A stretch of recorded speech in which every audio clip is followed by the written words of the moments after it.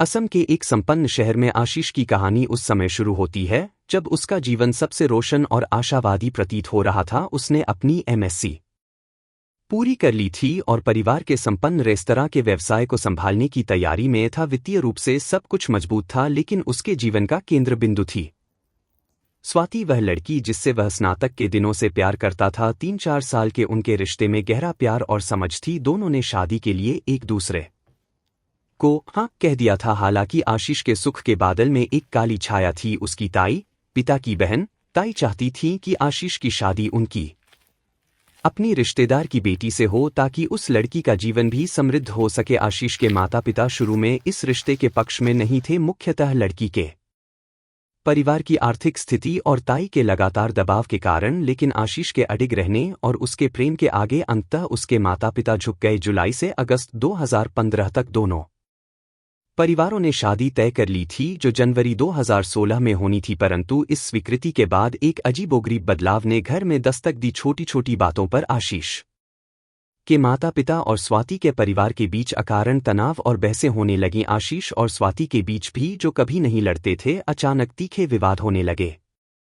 यह ऐसा था मानो कोई अदृश्य शक्ति सबके मन में कटुता के बीज बो रही हो, उनकी भावनाओं को नियंत्रित कर रही हो। आशीष को महसूस होता था कि कोई उसके और उसके प्रियजनों के विचारों में विष घोल रहा है, लेकिन वह इससे बच नहीं पा रहा था। जनवरी आ गई, शादी से सिर्फ एक सप्ताह शेष था। घर में उत्सव का माहौल था, संगीत, नृत्य, स्वादिष्ट भोजन और मेहमानों का तांता लगा हुआ था। आशीष भीड़ और व्यस्तता से थोड़ा बोझिल महसूस कर रहा था। एक रात देर से सोने के बाद वह सुबह अपने नियमित वर्कआउट के लिए उठा। जैसे ही उसने अपने कमरे का दरवाज़ा खोला, दरवाजे के नीचे कुछ अटक गया। उसने जोर लगाकर दरवाज़ा खोला तो देखा 2 लोहे की कीलें, पर यह साधारण कीलें नहीं थीं। उनके नोक पर एक सूखा हुआ कालापन लिए लाल रंग का पदार्थ लगा हुआ था, जो देखने में सूखे खून जैसा लग रहा था। आशीष ने सोचा शायद शादी की तैयारी में काम कर रहे मजदूरों की यह चीजें यहां गिर गई होंगी। उसने बिना कुछ सोचे उन्हें उठाकर खिड़की से बाहर फेंक दिया। लेकिन उस दिन से आशीष में एक अजीब सी थकान और बेचैनी घर कर गई। वह उत्सव में शामिल होना तो दूर,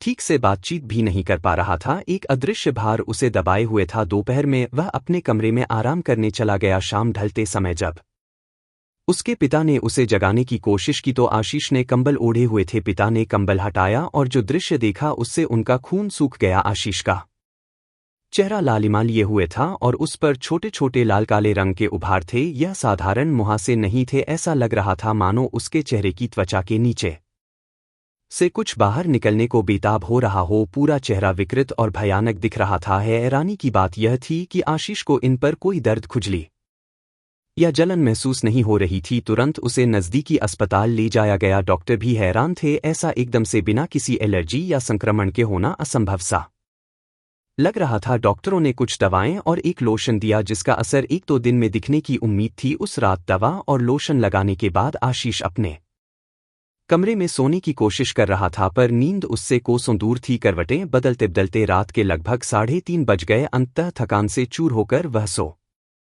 गया और तभी एक डरावना सपना आया। उसे सपने में स्पष्ट दिखाई दिया कि उसका कमरे का दरवाज़ा खुल रहा है। अंदर वही ताई आ रही थीं जो उसकी शादी अपनी रिश्तेदार से करवाना चाहती थी, पर सपने में उनका चेहरा वैसा नहीं था। वह कुछ अधिक पीली, कुछ अधिक तीखी लग रही थी। वह चुपचाप आशीष के बिस्तर के पास आईं और उसके सिरहाने बैठ गईं। उनकी आंखों में एक अजीब सी चमक थी। फिर उन्होंने आशीष के माथे और गालों पर हाथ फेरना शुरू किया। आशीष ने देखा उनकी हथेलियां एक लाल चूर्ण से सनी हुई थीं। जैसे जैसे वह उसके चेहरे को छूती, उनका अपना चेहरा और भी विकृत होता जा रहा था। आंखें गहरी हो रही थीं, होंठ पतले और नीले पड़ रहे थे। वह धीरे धीरे आशीष के चेहरे के और करीब आने लगीं, इतनी करीब कि उसकी सांसें उसे महसूस होने लगीं। तभी एक झटके के साथ आशीष की नींद खुल गई। वह घबराहट में उछलकर बैठ गया। दिल जोरों से धड़क रहा था। वह पसीने से तरबतर था। घड़ी देखी, सुबह के 4 बजे थे। शांत होने की कोशिश करते हुए उसने सोचा कि बाहर की ताज़ी हवा शायद उसे बेहतर महसूस कराए। वह उठा और दरवाज़ा खोला। दरवाजे के ठीक सामने फर्श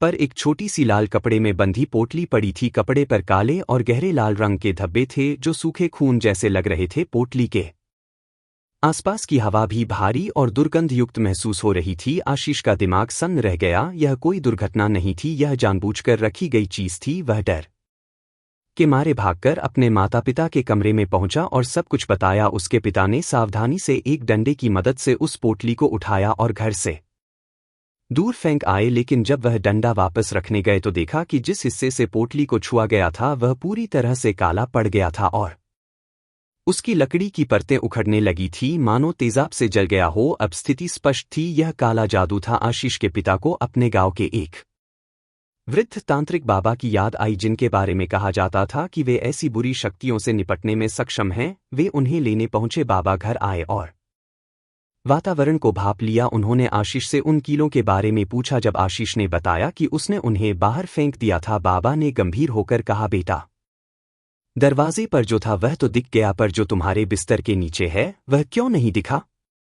यह सुनकर सबके होश उड़ गए। बाबा ने आशीष के बिस्तर का गद्दा उठवाया। नीचे का दृश्य देखकर आशीष की मां बेहोश होने की कगार पर आ गई। गद्दे के नीचे कई और ऐसी ही कीलें बिखरी पड़ी थीं, जिन पर वही अजीब लाल काला पदार्थ लगा था। साथ ही बड़ी मात्रा में सिंदूर बिखेरा गया था, जो एक अजीब आकृति बना रहा था, शायद किसी यंत्र का चिन्ह। यह असंभव था कि आशीष या उसकी मां, जो रोज सफाई करती थी, ने इसे न देखा हो। स्पष्ट था कि जो काला जादू किया गया था उसने आशीष की इंद्रियों को धुंधला कर दिया था ताकि वह इस खतरे को न देख सके। बाबा ने कुछ मंत्र पढ़े और तुरंत ही आशीष के चेहरे के उभारों में हल्की सी जलन शुरू हो गई, एक संकेत की बुरी शक्ति का प्रभाव कम हो रहा था। बाबा ने कहा कि वे अगले दिन सुबह कुछ विशेष सामग्री लेकर आएंगे और पूरी तरह से इस कृत्य का उपचार करेंगे। अगली सुबह जब आशीष का परिवार सामान लेकर लौटा और बाबा का इंतजार करने लगा तो समय बीतता गया और बाबा नहीं आए। फोन करने पर बाबा की आवाज कांप रही थी। उन्होंने बताया, वही जो तुम्हारे घर की है।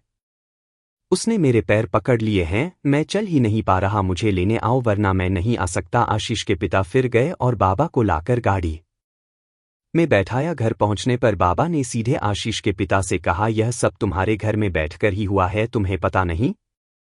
वह औरत जो बाहर खड़ी है वही सब कर रही है, उसने ही मेरे पैर बांधे थे। सबकी निगाहें बाहर खड़ी ताई पर पड़ी। वह बेपरवाह एकदम सामान्य मुस्कान लिए खड़ी थी। बाबा ने स्पष्ट कह दिया था, यह सब उन्हीं की करतूत थी। ईर्ष्या और अपनी इच्छा पूरी न होने के कारण उन्होंने एक खतरनाक तांत्रिक की मदद से आशीष पर काला जादू किया था ताकि उसकी शादी टूट जाए या फिर वह पागल हो जाए। बाबा ने आशीष और उसके माता पिता के लिए एक विशेष पूजा की। उन्होंने आशीष की कलाई पर एक लाल रंग का कलावा बांधा और कुछ विशेष मंत्रों से अभिमंत्रित इलायची दी, जिसे शादी तक नियमित रूप से खाना था। उन्होंने पूरे घर को एक अदृश्य सुरक्षा कवच से घेर दिया। याद रखना, बाबा ने चेतावनी देते हुए कहा, शादी तक यह कलावा न खुले और उस औरत से सावधान रहना, उसकी नज़र अब भी तुम पर है।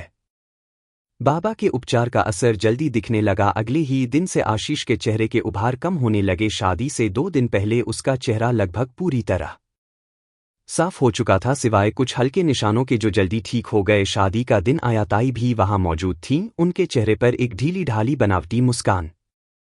लेकिन आशीष और उसके माता पिता ने बाबा की दी हुई इलायची खाई और कलावे को सुरक्षित रखा। पूरा समारोह बिना किसी अप्रिय घटना के खुशियों और आनंद के साथ संपन्न हुआ। आशीष और स्वाति एक हो गए। आशीष की कहानी यहीं खत्म नहीं होती, यह एक चेतावनी है। उसने जो सीखा वह यह कि शुभ अवसरों पर, विशेषकर शादी जैसे महत्वपूर्ण पलों में, इंसान भावनात्मक रूप से बहुत संवेदनशील होता है। इस दौरान दुर्भावनावश लोग काले जादू या टोने टोटकों का सहारा लेते हैं ताकि व्यक्ति की जिंदगी बर्बाद हो जाए या उस पर किसी बुरी शक्ति का कब्जा हो जाए। आशीष आज लगभग 1 दशक बाद स्वाति और अपने 2 बच्चों के साथ सुखी जीवन बिता रहा है, पर वह रात, वह सपना, वह पोटली और वह काला पड़ा डंडा, ये सब उसकी स्मृति से कभी मिटे नहीं। ताई ने कभी अपने किए की स्वीकारोक्ति नहीं दी, लेकिन उस घटना के बाद वह अचानक बहुत बीमार पड़ गईं और कुछ ही वर्षों में चल बसी। लोगों ने इसे उसी काले जादू के प्रतिफल के रूप में देखा। तो अगली बार जब आपके घर में कोई शुभ कार्यक्रम हो तो सजग रहें, क्योंकि कभी कभी दरवाजे के बाहर पड़ी एक छोटी सी कील या रात की नींद में आया एक डरावना